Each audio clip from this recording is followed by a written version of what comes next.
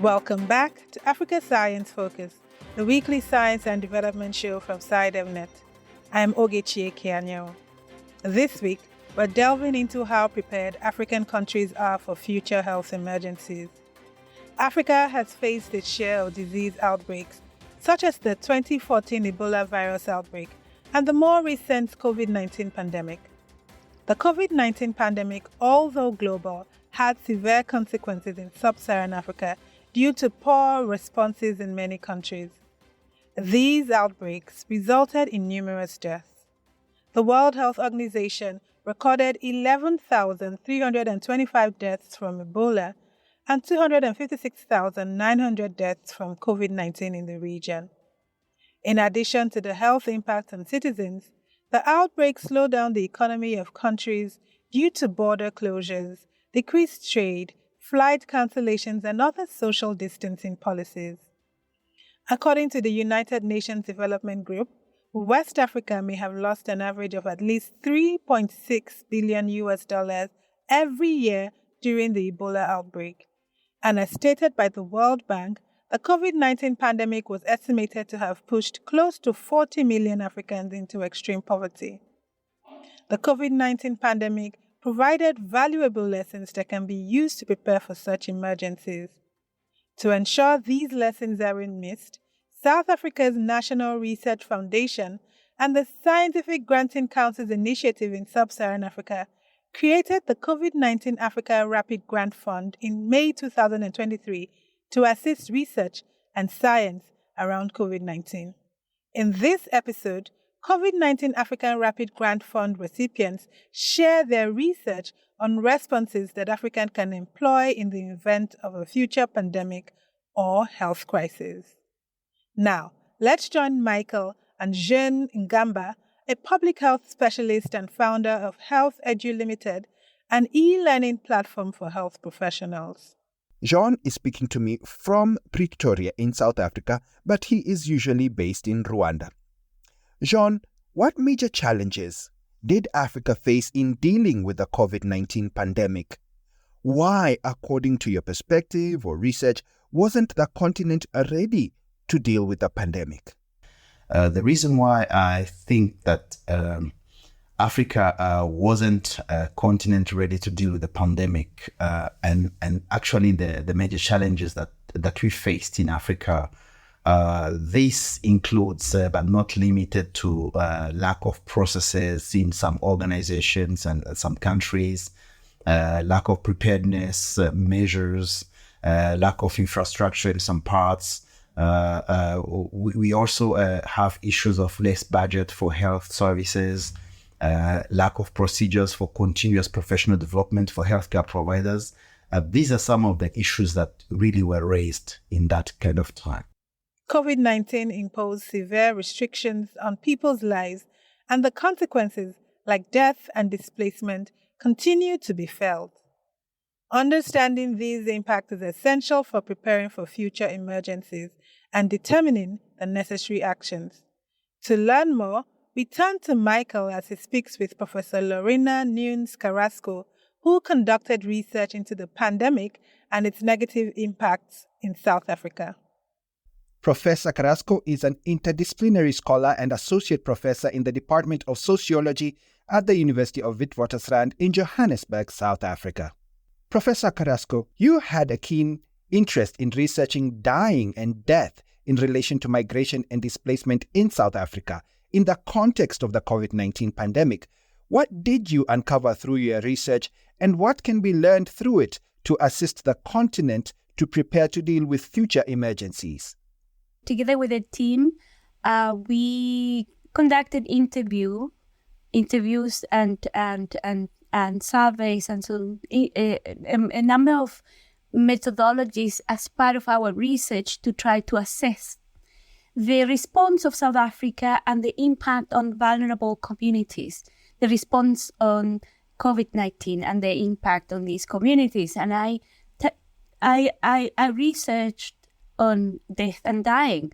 And this is part of, if you could think of the most critical phase of an epidemic, when people die. And obviously, many regulations were put in place in order to protect communities but prevent contagiousness that were presumed to be in the bodies of human remains and so on. Now, these initiatives make a lot of sense from a public health perspective, but not so much from the communities involved. And it was very painful, specifically in the beginning of the epidemic, to see how these restrictions were so imposing a distance among communities that lost family members. And they were so troubled by the difficulties that they had to mourn and to bury the beloved ones in a dignified way. So these aspects I was focusing on and looking at how this could have been mitigated and what are the long-term effects of these interventions and how communities in a way could not come to closure with the loss of their beloved ones and lost communication. And when families had to take somebody to hospital, they never knew what was happening until the very end, when the body wasn't even given to them, but to funeral parlors, undertakers that took charge of it, and medicalized death in a way that was very painful for communities. So that's something I wanted to highlight. And in addition to that, because I work with migrants communities, migrants that usually repatriate the bodies of the deceased in order for them to be buried back home, they had further complications because the borders were closed, and the possibilities of really accompanying a body to repatriate them, as usually they do, a whole group of people coming to bring the body back home, that was really not possible. And so therefore that many of the deceased had to be buried in a place that is not home. And that will mean that in the future, most likely, they will have to exhumate and repatriate if that's possible, and it involves the finances and so on. How important is research in preparing for future emergencies? Well, this is actually central. This was unexpected, impacted the whole world. And we didn't know how would this work and how communities needed to respond, how government needed to respond.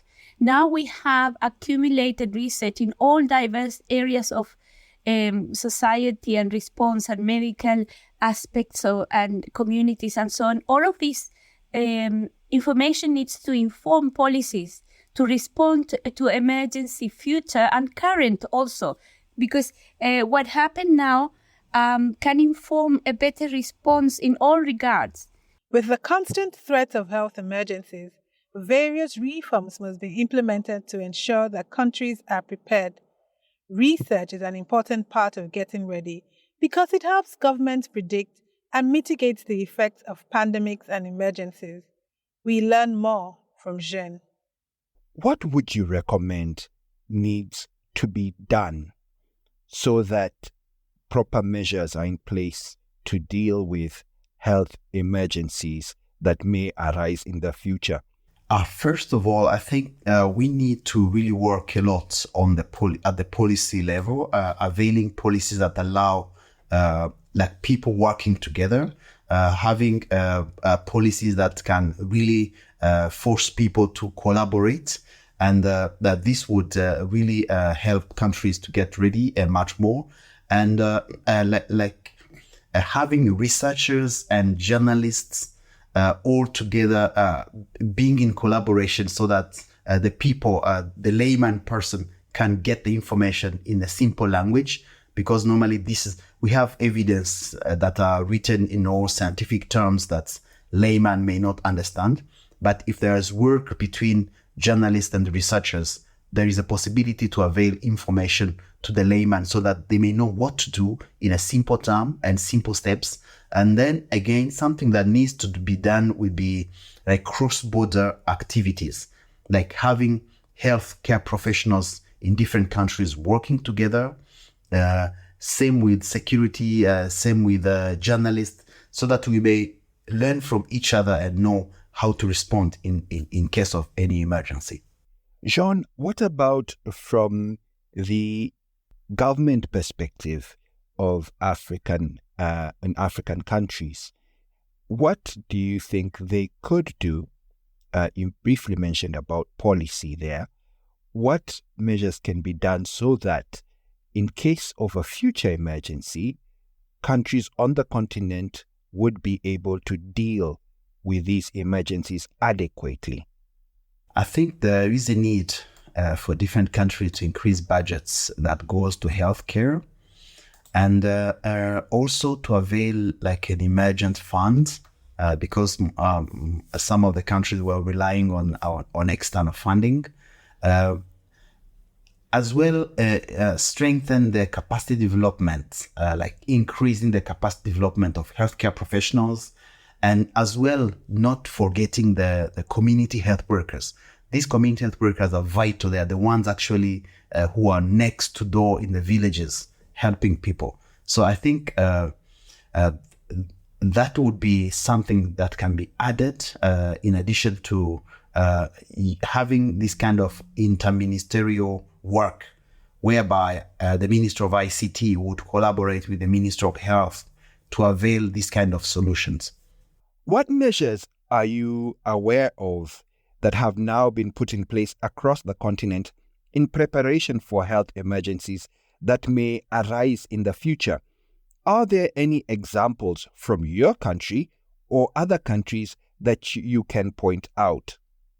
What I know from our country is that our country has gone, that's Rwanda, has gone far in terms of using digital technologies to be able to detect immediately what's happening, like the use of drones in disseminating information that was used during COVID-19 was something new, whereby a drone could be able to go around where people are gathering and then tell them you get separated. We are not able to do this, whereby we have been able to have robots at the airport that can detect body temperature.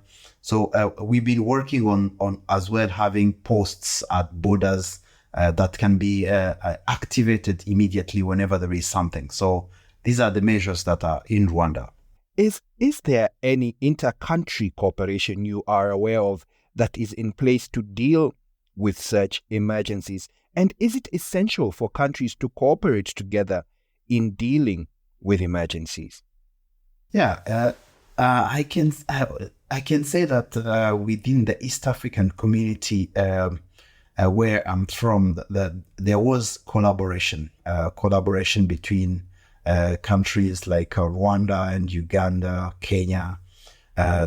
These were there during the COVID pandemic, and I think actually to be able to deal with such emergencies, there is a huge need. It's really essential for countries to cooperate together to deal with these emergencies. You know, science, let's say microbes, they don't know any border. So for microbes to go from Rwanda to Burundi or to Burundi to Tanzania, it's very easy. So there is a need for policymakers to strengthen this kind of inter-country cooperation to be able to deal with emergencies.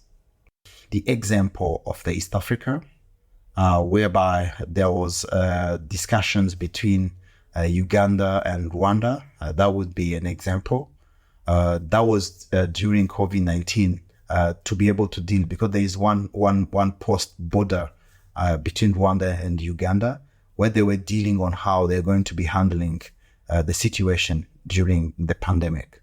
Jean emphasizes the importance of collaboration among African countries to tackle the impact of health pandemics. Communities are more vulnerable to health emergencies and often bear the brunt of stigmatization and negative consequences.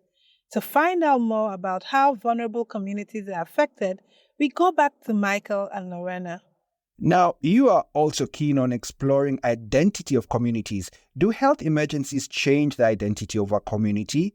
And what examples might you be able to give on the continent? And also as well, Professor, how can we better protect the identity of communities on the continent when emergencies occur? Okay, unfortunately, when people get sick and when we encounter these sort of unknown conditions, unknown to people, new type of infections, new epidemics, there is a lot of fear, and that sometimes is expressed in the form of stigma. People are labeled and stigmatized because people don't know, communities don't know exactly what are the consequences of these conditions. And this alienates communities. So in a way, the issue of identity, it is spoiled by illness, by disease, by epidemics, spoiled in that there are associations, attributions, fear around that, because there is no knowledge, right? And this actually can alienate individuals and communities. They can feel marginalized. They will maybe avoid disclosing what they have. They will not adhere to the required protocol because they will fear being stigmatized. So we have to be very careful that whatever condition is out there, and South Africans and Africans know it very well, especially in relation to the HIV/AIDS epidemic and how much stigma was built around that, and how that it made it so difficult to treat, to disclose conditions, to test, to adhere to treatment. So we have to be very mindful of the importance of transmitting information that is in a way dispel stigma and fear. Therefore, communities and identities of communities around conditions such as the one that we just experienced is something that we always have to be mindful and work with communities in order to dispel fear and give confidence and give a positive image. And with HIV/AIDS, the continent as a whole has a lot of experience and what has worked and what could be replicated and amplified so that so that is part of the response. Apart from being an associate professor in the Department of Sociology at the University of Witwatersrand in South Africa, you are also an interdisciplinary scholar. How important is cooperation between academic disciplines on the continent in preparing for future emergencies? It's absolutely essential, because this is not just biomedicine. It is not just what happened to your body and how the viruses spread. It's all around behavior, because it's human behavior what can lead to prevention or infection. And when we talk about human behavior, we're talking about humans in social context. So from the start of the definition of a condition such as COVID-19, we can understand that there is the interdisciplinarity embedded in the phenomena that explain how it emerges, how it travels, how it affects vulnerable communities, how can be prevented, and so all of that is social, and therefore is social behavior. So I'm thinking of health promotion, I'm thinking of sociologists, anthropologists, economists, and that's my practice. Because I work on health issues, I have an understanding of the need of interdisciplinarity to respond adequately to emergencies. You have also researched how economics and politics influence society. How significant is politics and the economics in Africa in determining how countries prepare for emergencies? Looking at the wider context as well, what is the role of governments in dealing with emergencies and preparing for them? Yeah, and that's unfortunately another good aspect that our governments did not consider with sufficient care. Somehow the whole response around COVID, and this is not something that I'm saying, many are saying, was geared for, it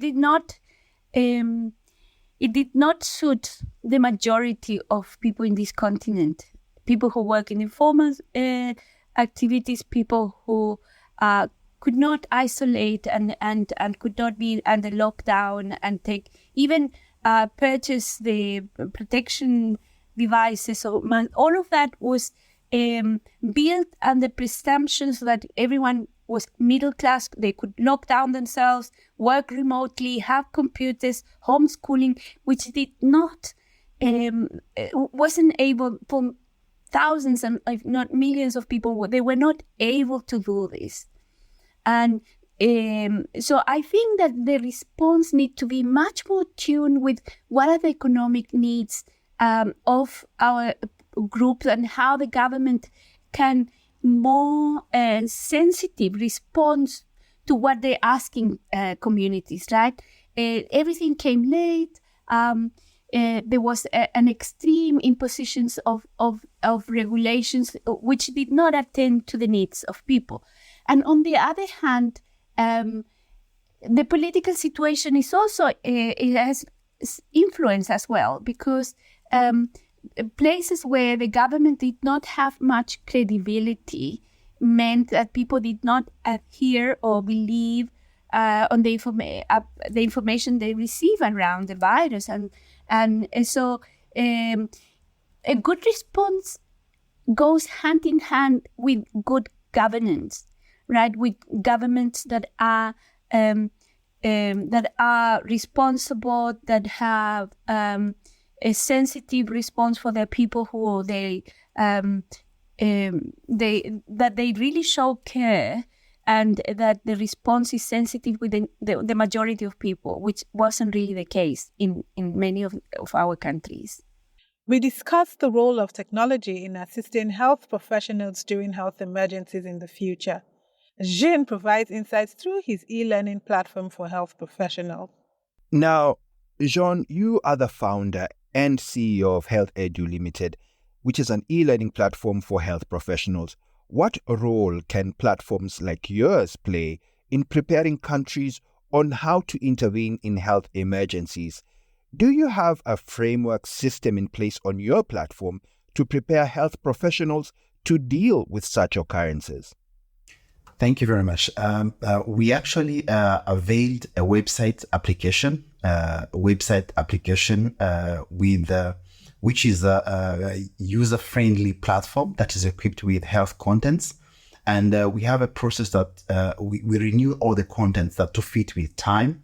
And then we have contents that are cutting across from disasters, emergencies. We have contents related to ethics and medical malpractice. And we organize webinars regularly for healthcare providers to have tips on what to be done in case of emergencies.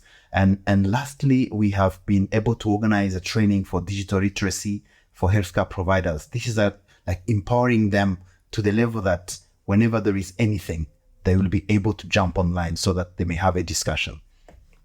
Yeah, for us, what we have is the platform has different courses ranging from non-communicable and communicable.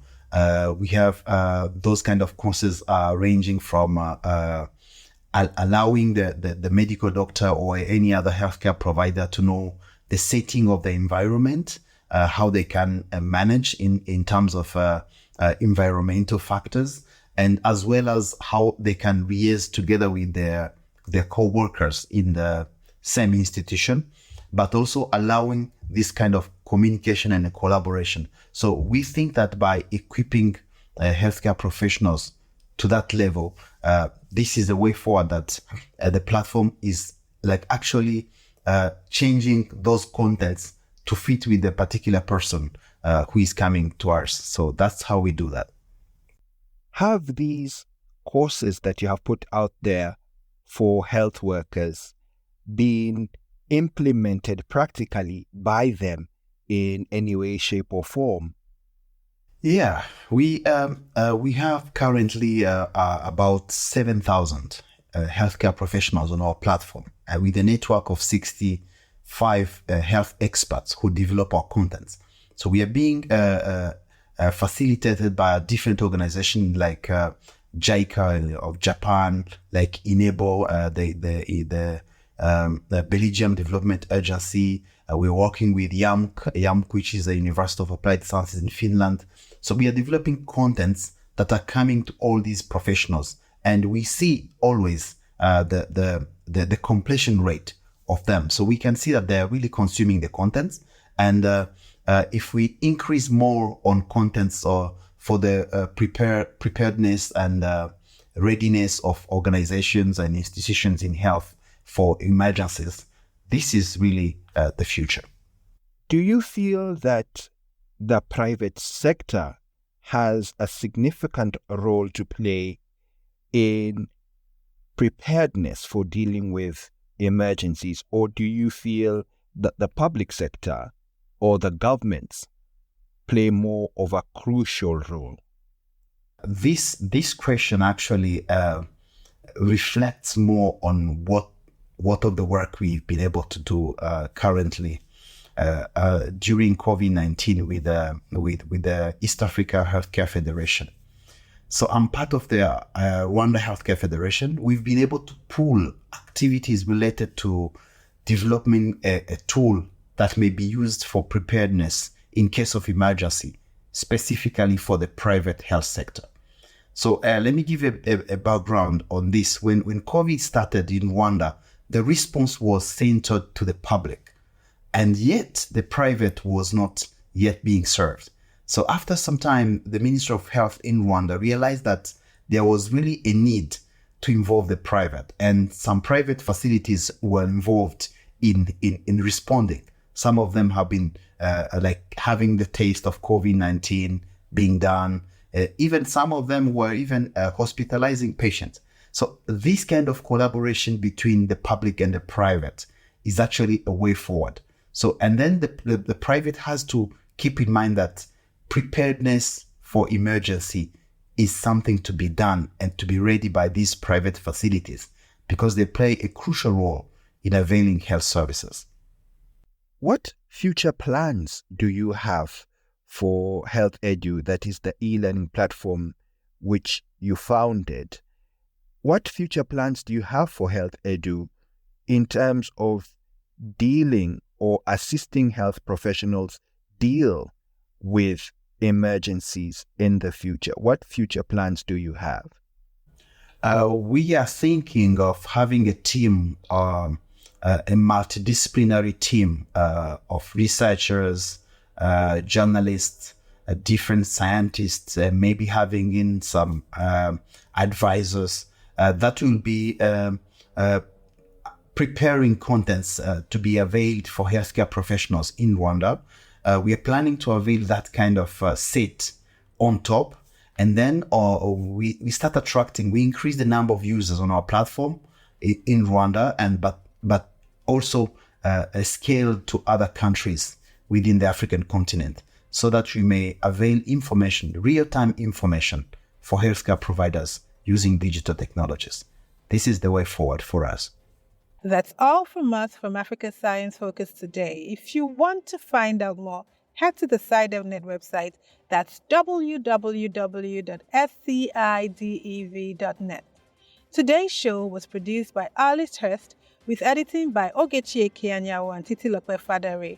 Reporting was done by Michael Kaloki. I'm Ogechi Ekeanyawo. Until next time, it's goodbye.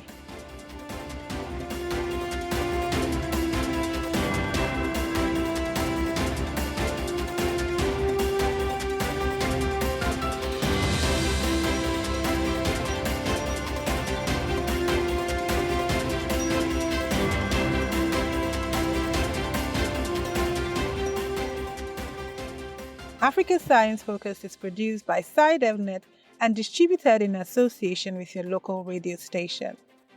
And this podcast was supported by the Science Granting Council's initiative, which aims to strengthen the institutional capacities of 18 public science funding agencies in Sub-Saharan Africa.